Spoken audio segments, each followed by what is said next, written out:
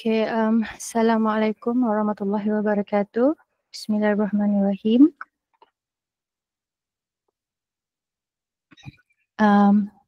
Okay, so topik saya pada malam ini ialah kenapa bisnes Shangho. Okay, saya nak disclaimer. Ini hanya dari sudut pandangan saya, perspektif saya sendiri. Saya hanya nak berkongsi kenapa saya memilih bisnes Shangho ni untuk mungkin beri inspirasi ataupun bagi idea lah, sesuatu idea yang baru pada anda yang ada pada malam inilah. Okay.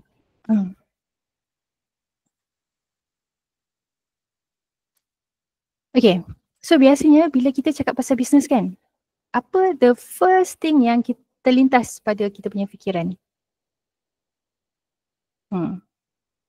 Kalau saya, saya sendiri untuk orang yang nak buat bisnes kan, mereka mesti nak macam duit yang banyak, dia mesti nak jadi kaya raya. Ini tanggapan saya lah. Macam saya rasa ramai juga orang yang rasa ini orang yang nak buat bisnes ni mesti nak duit banyak, mesti nak kaya raya kan. Tapi sebenarnya hakikatnya bukan bisnes je yang dapat kita boleh dapat duit banyak kan. So kalau kita kerja pun, saya ada je jumpa orang yang bekerja dengan orang, bekerja dengan syarikat, dia pun ada banyak duit. Dia pun ada rumah yang besar, ada kereta yang besar kan. So tak semestinya lah bila kita nak berduit, kita nak jadi kaya raya ni, kita mesti buat bisnes semata-mata. Betul tak? So kenapa orang nak buat bisnes? Ataupun lebih tepat sekali, kenapa saya nak buat bisnes Shangho ini. Okay. So bagi orang-orang yang dah lama dalam Shangho, mungkin dah biasa dengar tentang term wang, masa dan kesihatan. Ada dalam kita punya first page OPP chart. Dia tulis kat situ untuk orang yang berjaya, dia mesti ada wang, masa dan kesihatan ini serentak. Dia punya keyword tu terletak dekat sini, simbol tambah ni, serentak lah. Maksudnya dekat sini, kalau kita hanya ada banyak wang, banyak duit, tapi kita punya masa ataupun kesihatan tu tak ada atau sangat kurang, kita belum berjaya. Ataupun kita ada banyak masa tapi wang tu macam belum cukup, pun tak jadilah kalau ikut formula ni. Nampak so perlu ada ketiga-tiga elemen ini serentak. Barulah kita dikatakan berjaya. Wang, masa dan kesihatan. Tapi saya tak suka sangat perkataan berjaya ni.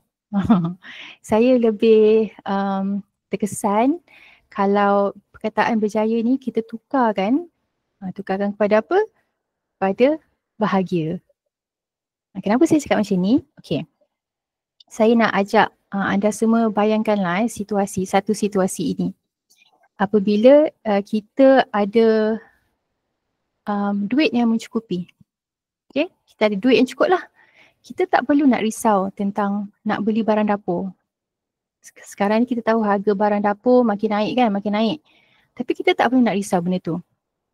Kita nak beli makanan yang organik, makanan yang sihat. Okey je, tak ada masalah. Ataupun situasi yang berbeza, tiba-tiba anak cakap dia nak pergi rombongan sekolah. Cikgu minta bayaran RM200, kena bagi besok. So kita sayang anak kan. So kita takkanlah kita cakap kita tak nak bagi.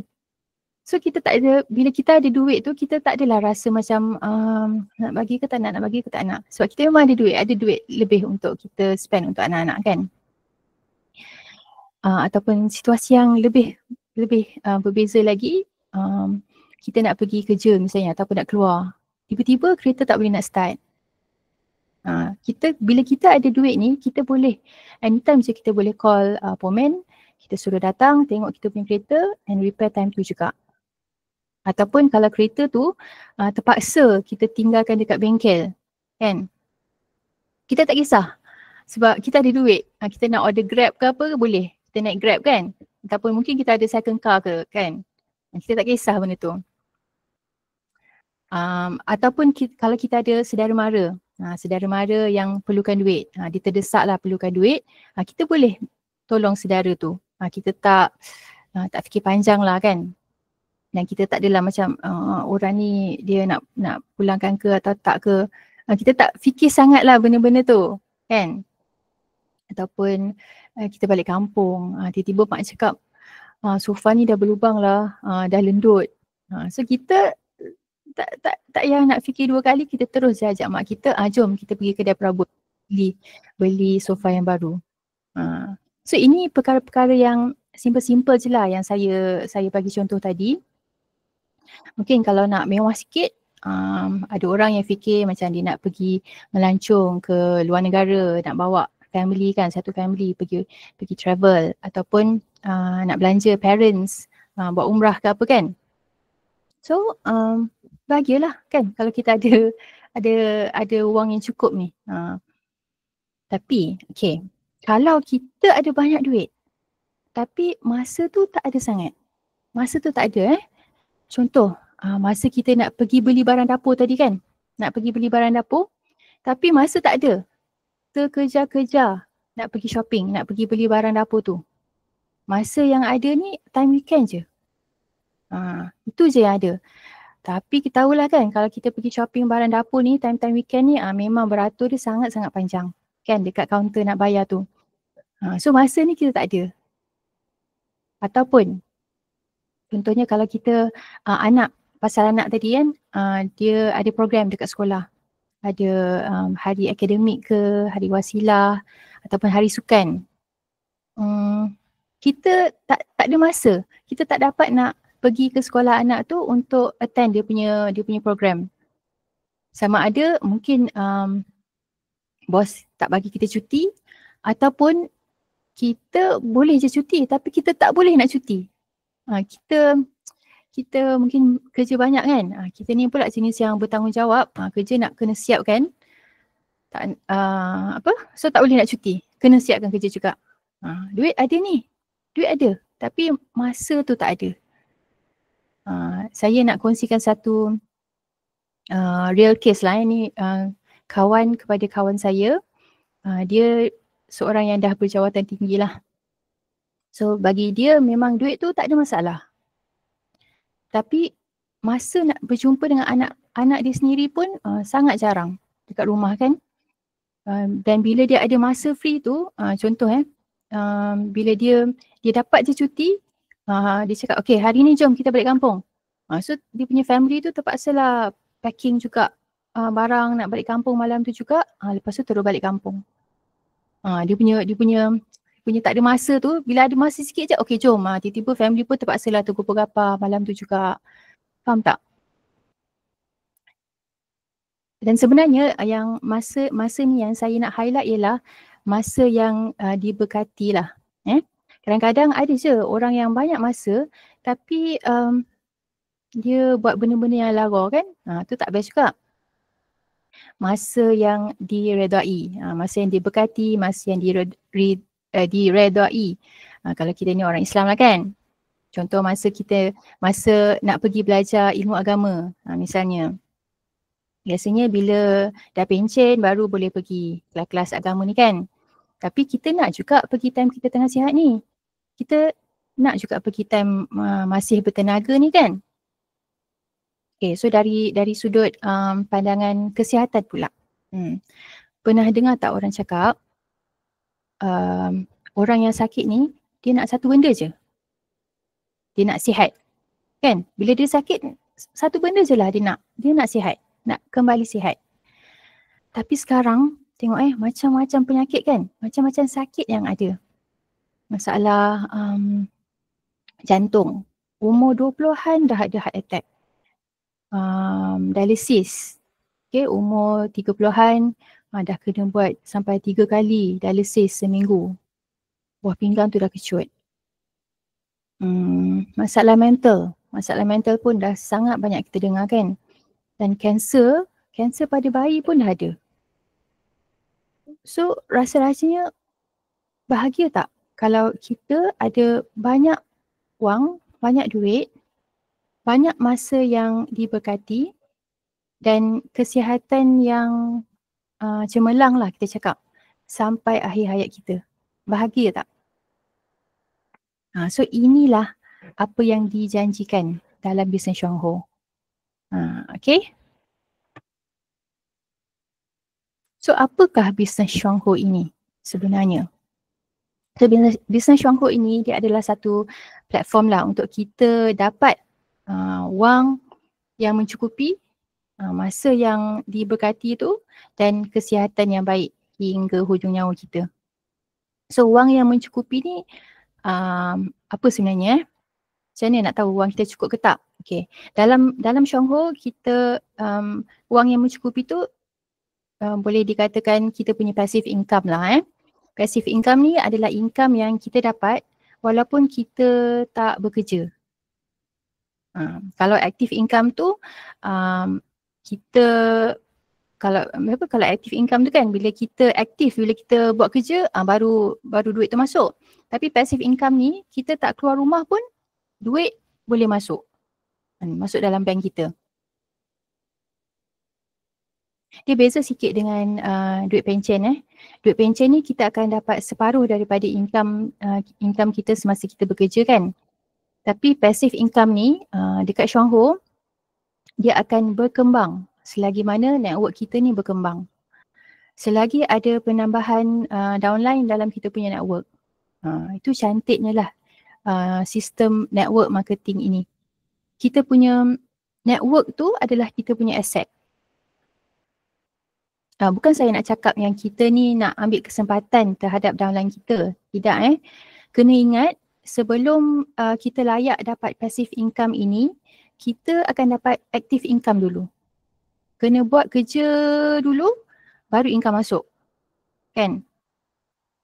Tapi hasil kita bekerja keras masa awal-awal nak bina bisnes Chuang Ho ni, akhirnya dia punya bonusnya dekat sini adalah kita akan dapatlah passive income ini. Passive income yang walaupun kita tak buat aktiviti pun income tu ada yang masuk dalam akaun kita insya-Allah. Dan amount yang masuk dalam akaun kita setiap bulan tu dia bukan satu amount yang fix tau. Macam duit pencen kan fix every month amount yang sama. Tidak. Dalam bisnes Chuang Ho tidak. Dan dia bukanlah separuh daripada apa yang kita dapat masa kita active income masa dulu. Malah dia boleh jadi bertambah-tambah kita punya passive income ni. Dan berterusan selagi network kita ini masih hidup, masih ada. Dan apa pula jadi bila kita dah meninggal dunia? Yang bestnya network kita ni, aset kita ni, kita boleh wariskan. Kita punya bisnes ni boleh diwariskan. Ada jaminan lah untuk anak-anak kita ataupun siapa-siapa lah yang kita wariskan bisnes ini bila kita dah meninggal dunia nanti. So macam kerja-kerja keras kita tu dia tak sia-sia. Ada penggantinya. So bisnes Chuang Ho ini bisnes yang boleh diwarisi lah untuk waris untuk anak-anak kita. Masa yang diberkati, okay, masa tadi dah wang, masa yang diberkati tu pula kita akan dapat bila mana kita tak perlu nak kerja keras ni lagi lah masa dapat passive income tu. So masa tu kita dah boleh nak buat kerja amal ke, kita boleh join mana-mana NGO ataupun kita nak visit saudara mara kita, bila-bila masa pun kita boleh nak visit ataupun kita nak pergi travel yang bukan peak time. Sebab kita tahu kalau kita pergi travel masa cuti sekolah, memang mahal. So kita boleh cut cost dekat situ kan. Ataupun masa-masa yang contoh kalau kita sebelum ni kita ada hobi yang tak terbuat, so kita bolehlah cuba untuk buat hobi itu. Itu masa yang diberkati lah. Untuk dari segi kesihatan pula, alhamdulillah kita punya produk Chuang Ho ni sangat-sangat mantap. Ada jaminan keselamatan, kita tak perlu nak risau.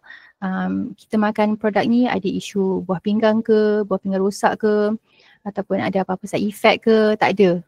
Kita tak perlu nak risau pasal itu company punya masalah lah kan. Kita tak perlu nak fikir dah. Kita hanya amalkan semua produk-produk Shangho yang ada, insyaAllah sebagai ikhtiar lah. Ikhtiar untuk kita jaga kesihatan tubuh badan kita. Okay? Okay, saya nak kongsi pengalaman saya sendiri. Okay, again saya nak cakap disclaimer ini hanya dari sudut pandangan saya, perspektif saya sendiri tau. Saya sebelum ni saya pernah bekerja dan juga pernah menjalankan bisnes yang konvensional. Saya graduate dengan background engineering. So lepas belajar tu saya pun bekerja dengan satu syarikat MNC dalam bidang engineering lah. Tapi after a while saya rasa saya susah nak adapt dengan environment bekerja yang corporate life tu. Culture dia macam tak kena lah dengan jiwa saya, senang cakap kan. Dan mungkin juga rezeki saya lah kot. Masa tu saya dengan bos saya tak sekepala. Jadi pengalaman ni bagi saya rasa yang tak best lah, sesuatu yang tak best. And saya lama-lama saya rasa macam tak enjoy buat nak pergi kerja kan. Kita buat kerja pun macam tak ikhlas je.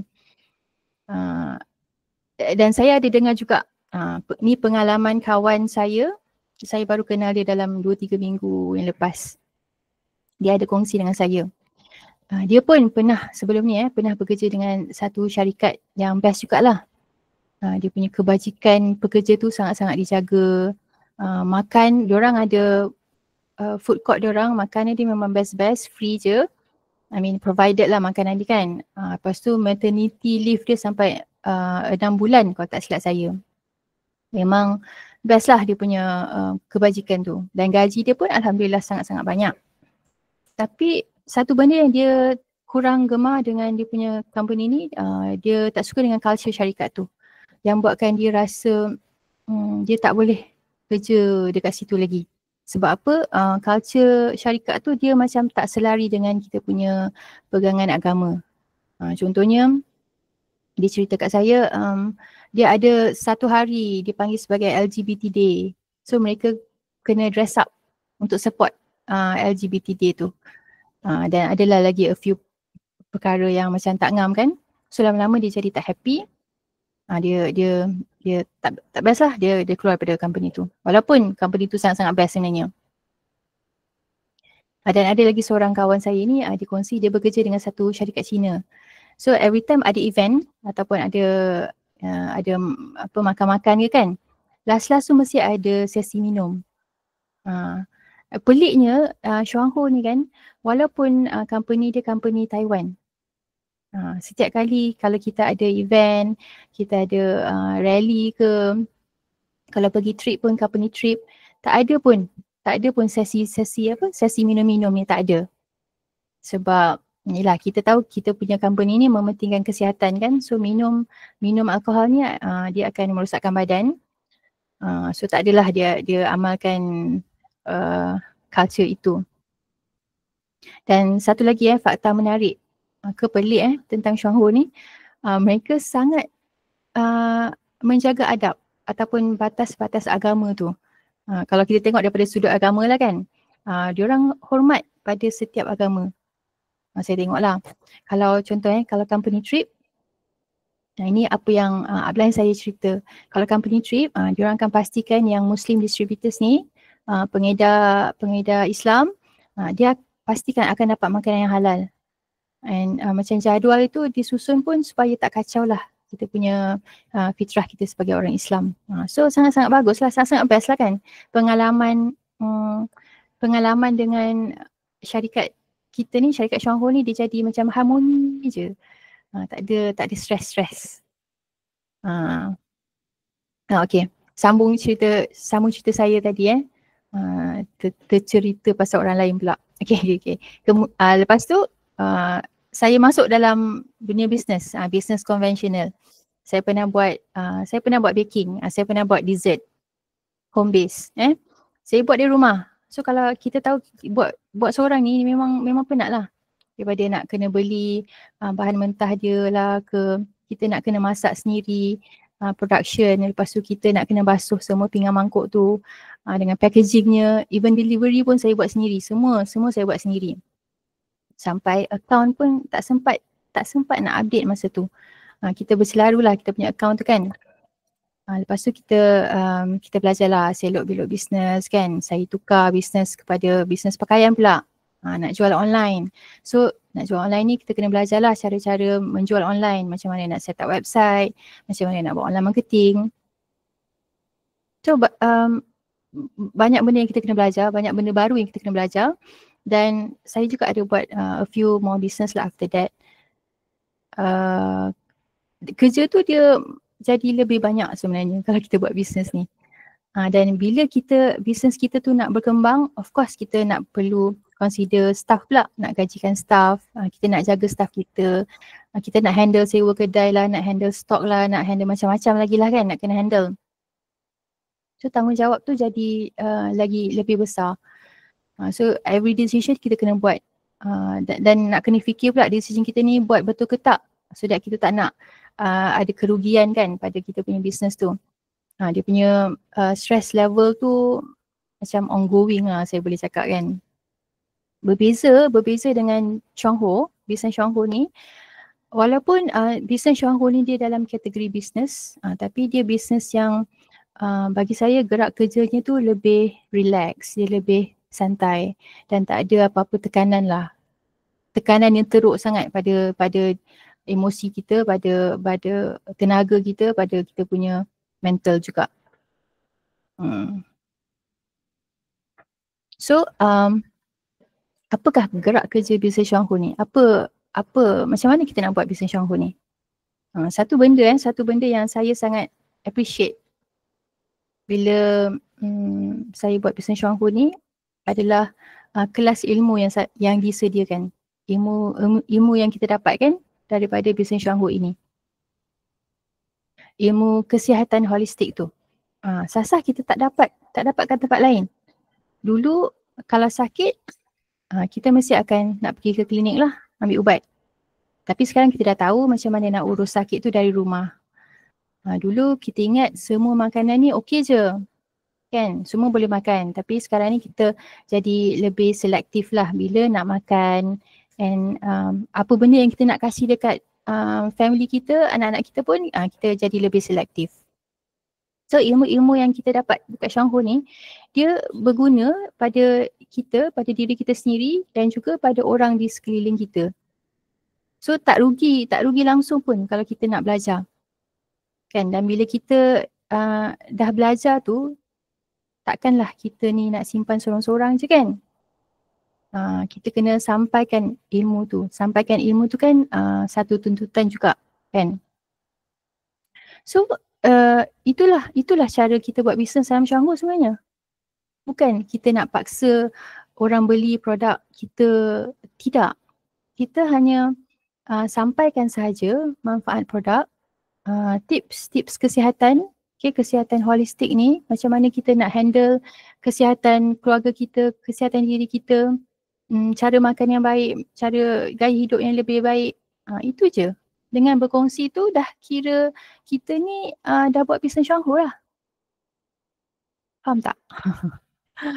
So dari mana kita nak dapatkan semua ilmu-ilmu ini? Mestilah dari meeting-meeting macam ni, ataupun meeting-meeting yang kita buat dekat company, ataupun daripada upline kita. Mereka dah lama kan dalam bisnes ni, so of course lah ilmu-ilmu tu kita akan dapat daripada mereka juga.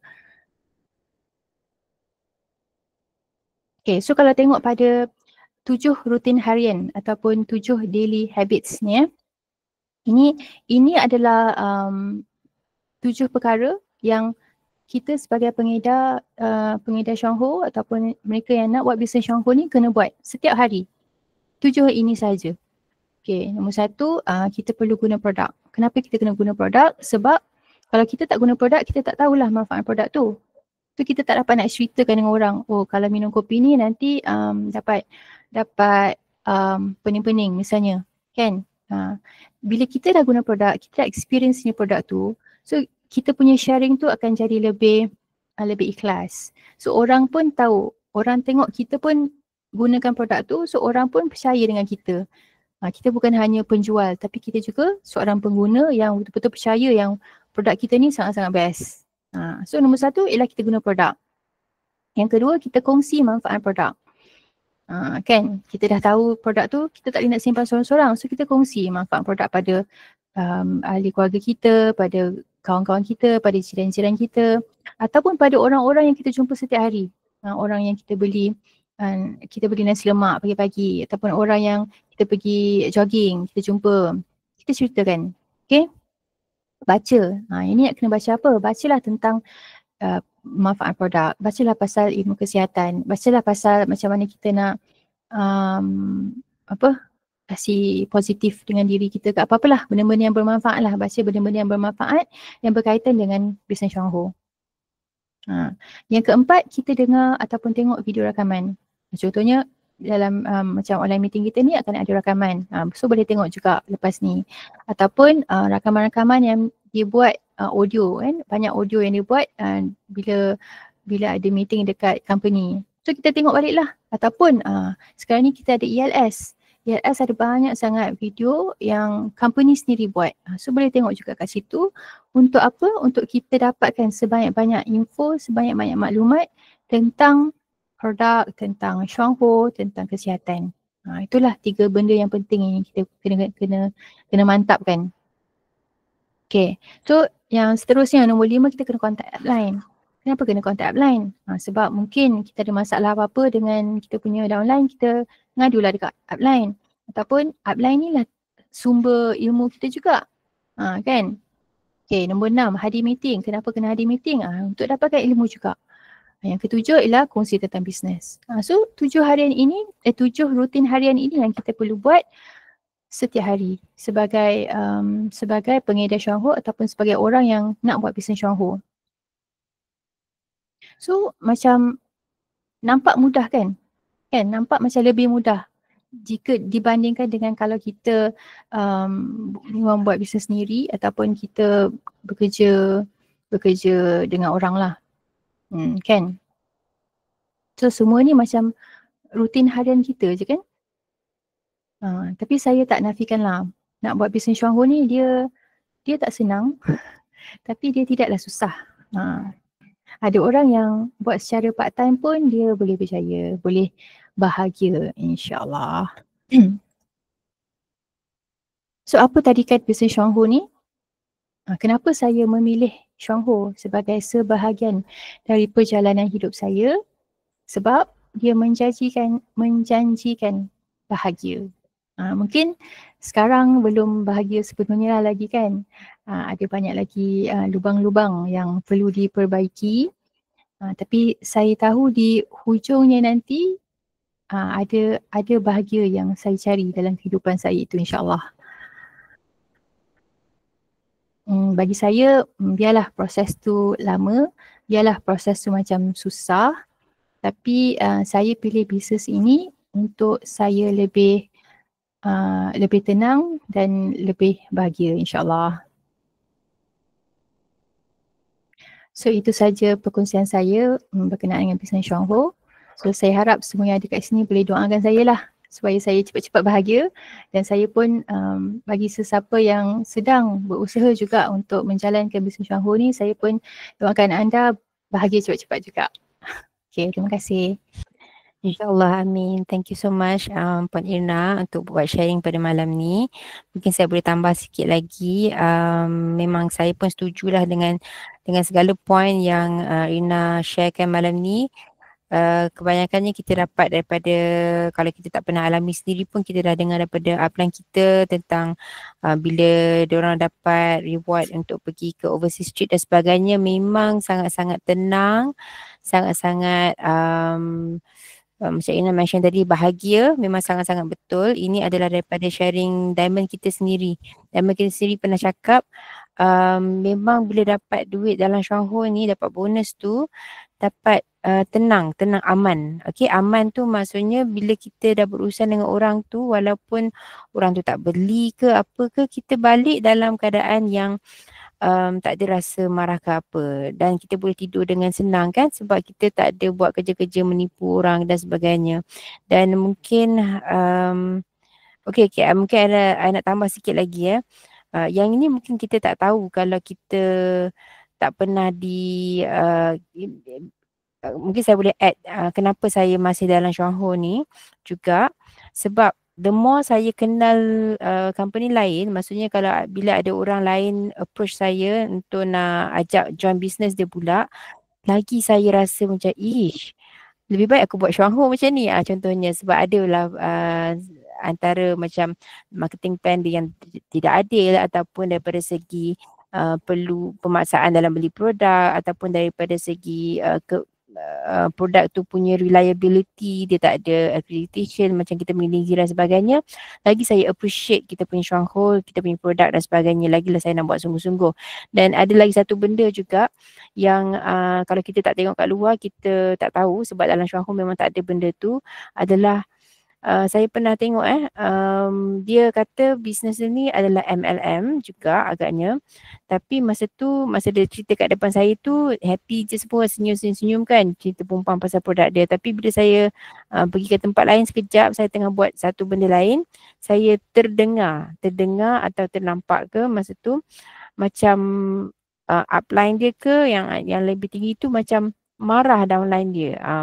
Tak tahu dah marah sebab apa, marah macam tengking jugalah, macam takut pula saya tengok kan, sebab dalam Syuangho kita memang tak pernah kena marah dengan upline kita layan je, kita baik-baik kan, walaupun kita perform ke tak perform ke pada bulan tu, sebab tak ada masalah pun dengan dia, betul tak? Jadi kita tak pernah kena marah dengan Syuangho. Okay, dengan staff-staff Syuangho pun tak pernah kena marah. Dia orang sangat-sangat baik. Kita tersalah order ke apa, dia orang geram ke tak geram dengan kita pun, dia tak pernah marah. Best sangat. Okay, dalam Syuangho memang semua orang bahagialah agaknya, tak ada sebab nak marah sesama sendiri. Jadi itu saya sangat-sangat appreciate. Bila saya tengok bisnes lain, dia marah downline dia, lepas tu saya macam macam tak best je benda tu kan, sebab dalam Syuangho memang tak ada benda-benda macam tu. Okay, so Alhamdulillah, bukanlah nak kata apa, tapi Alhamdulillah kita dipertemukan dekat sini. So siapa yang baru sangat join Syuangho, kekallah dekat dalam Syuangho. Kalau ada nampak benda-benda yang tak elok tu, bukan Syuangho lah tu, itu individu tersebut sendiri. Sebab dalam persekitaran Syuangho yang saya pernah tengok, memang sangat-sangat best. Walaupun Syuangho JB ke, Syuangho Penang ke, downline saya kat JB, dia pernah cakap, kenapa orang-orang Syuangho ni baik sangat dia pun, saya tak pernah pergi Syuangho JB, tapi rupanya layanan dekat sana pun sama je dengan layanan Syuangho KL. Okay, so sangat-sangat best, Alhamdulillah. So terima kasih pada semua yang sudi meluangkan masa, betul semua harmonis, yang sudi meluangkan masa dengan kita pada malam ni. InsyaAllah kalau tak ada banyak, sikit pun dapat manfaat, dah cukup dah. Dan lepas ni macam Bak kata di recap tempoh hari dalam seminar, dia kata knowledge is power. Pernah dengar kan term knowledge is power? Tapi pada dia ialah applied knowledge is power. Maksudnya kalau kita dah ada knowledge, kita dah ada banyak ilmu tentang produk ke, tentang bisnes ke sebagainya, tak akan jadi powerful selagi kita tak apply knowledge tersebut. Jadi sebar-sebarkan dan kita apply lah segala pengetahuan kita ada. Ada orang kat tangan tu nak cakap ke? Puan Nina nak cakap? Sini persilakan buka mic. Jangan cakap. Ju. Ada salah tekan emoji Ju. Salah tekan tak apa. Kita tak marah kat sini. Jangan risau. Okay. Okay. Dan insyaAllah kita akan jumpa lagi 2 minggu. 2 minggu daripada sekarang dan minggu depan. Okay, siapa yang berkesempatan ke JB pada hari Ahad ni, ada rally di JB. Akan ada first coffee truck, CEO coffee truck akan dilancarkan masa JB punya rally. Okay, so siapa yang pergi ambil gambar banyak-banyak dan nanti share lah pada kita yang tak dapat pergi tu nanti. Siapa yang stay sampai hari Isnin, insyaAllah akan ada lepaklah dekat JBDC tu, insyaAllah ada pengedar kita KL yang masih ada dekat sana. Dan insyaAllah kita jumpa di meeting hari Rabu dengan Diamond Nazri, dengan Diamond kat umum minggu depan, siapa yang ada di KL. Okay, itu saja. Terima kasih semua. Terima kasih. Assalamualaikum. Salam.